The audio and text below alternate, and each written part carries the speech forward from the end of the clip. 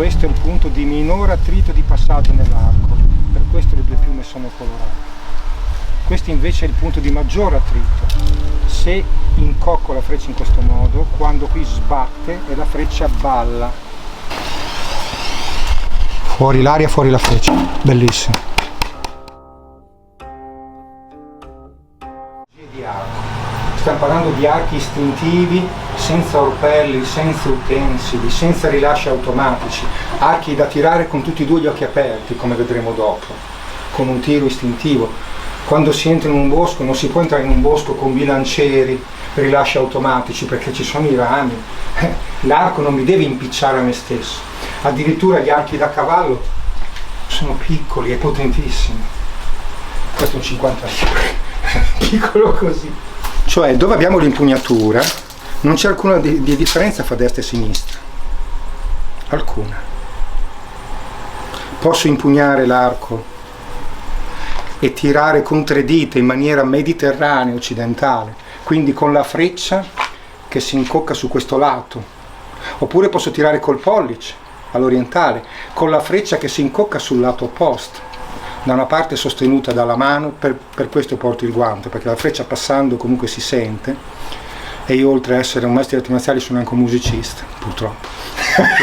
E quindi per questo qui sarebbe da signorine, portare il guanto nella mano dell'arco è da signorine. L'Occidente non ama questa versatilità, ama l'iperefficienza, ed ecco che la prima cosa che abbiamo fatto, abbiamo messo il cosiddetto rest, dove la freccia appoggia, il rest dove la freccia appoggia. Il rest è la scanalatura. Questo è il rest, la scanalatura. Negli archi tradizionali il rest non c'è, giustamente, così posso usare l'arco in tutte le situazioni. Sono a cavallo, all'occidentale o all'orientale. Ho il problema alla mia sinistra, non ho problemi. Ho il problema alla mia destra con l'arco tradizionale, non ho problemi. Con questo sì, perché ho il resto dall'altra parte. Altra cosa importante che me l'hai fatto venire in mente adesso, fortuna che non l'hai fatto, Non lasciare la corda. l'arco non si lascia mai senza freccia, regola. Mai. Per lo stesso motivo che l'arco non si carica mai appoggiando un pezzo per terra, appoggiandoci il piede. L'arco non si carica mai appoggiando un'estremità per terra, appoggiandoci il piede e tirando. Per lo stesso motivo che si romperebbe la parte più delicata dell'arco. I cappi delle due corde non sono uguali. Abbiamo, come possiamo vedere, un cappio piccolo che sta alla base e abbiamo un cappio più grande che sta in alto. Non è intercambiabile perché l'incocco della freccia è in base alla parte alta e alla parte bassa del cappio, della corda, quindi non è intercambiabile. Questo sta alla base e questo sta in alto. Parte piccola della corda in basso,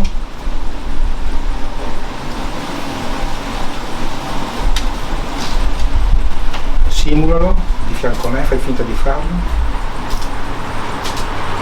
Gunpo, posizione dell'arciere, appoggia sulla tibia, se si sente un po' di male si sopporta, piuttosto di rovinare l'arco. Ok?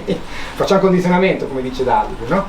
A questo punto avvicino le due estremità, è un 28 libbre, si va a spasso, ecco qua, e così ho un arco armato. Lo disarmo, è uguale, entro dentro col piede, appoggio bene,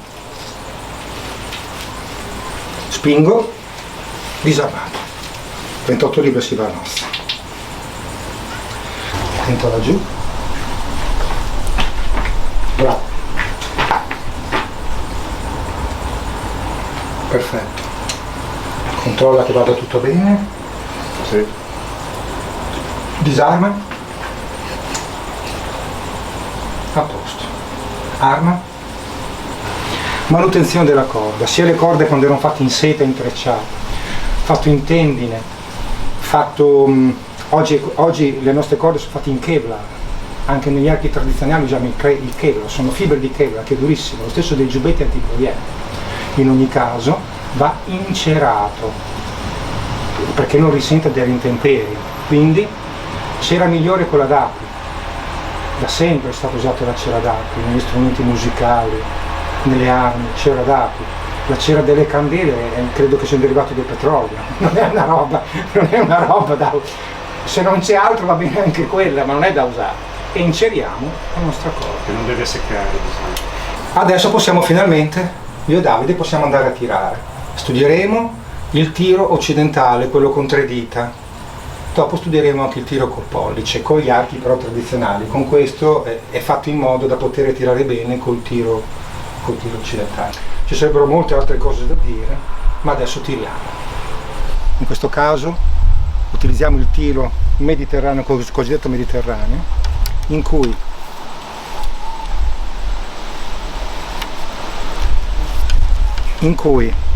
impugniamo la corda con 3 dita, che possono essere sotto la freccia o meglio ancora dito indice e medio che trattengono leggermente la freccia e la dita sotto, rilassata la mano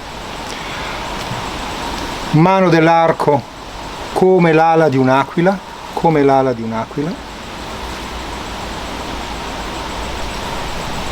mano della freccia che arriva con le dita a toccare la guancia, in modo che la freccia sia sotto il mio occhio dominante, il cosiddetto occhio killer. Mano dell'arco, non distesa come nell'arco occidentale, ma rotonda come un'aquila, non come un pollo, ma come un'aquila. Mano della freccia che va fino alla guancia. Anche se tiriamo alla maniera occidentale, usiamo comunque i parametri del Tai Chi, del tiro mongolo, del tiro coreano, che non è quello di unire le scapole, impettire, no. Quello che noi facciamo nelle nostre arti marziali è anche quello che facciamo nel tiro con l'arco. Aspetta che le dita tocchino le guance, apriti bene, fuori l'aria, fuori la freccia. Ottimo. Attento alla parte colorata delle piume, minor attrito. Osserva un attimo, Davide, lo spiego anche a loro. Questo è il punto di minor attrito di passaggio nell'arco, per questo le 2 piume sono colorate. Questo invece è il punto di maggior attrito. Se incocco la freccia in questo modo, quando qui sbatte e la freccia balla, questo invece passa. Quindi quando abbiamo un piumaggio a 3, che è uno dei piumaggi più efficienti che esistono altri piumaggi, li vedremo perché esistono, questo è il punto di minor attrito. A 3. Fuori l'aria, fuori la freccia, bellissimo.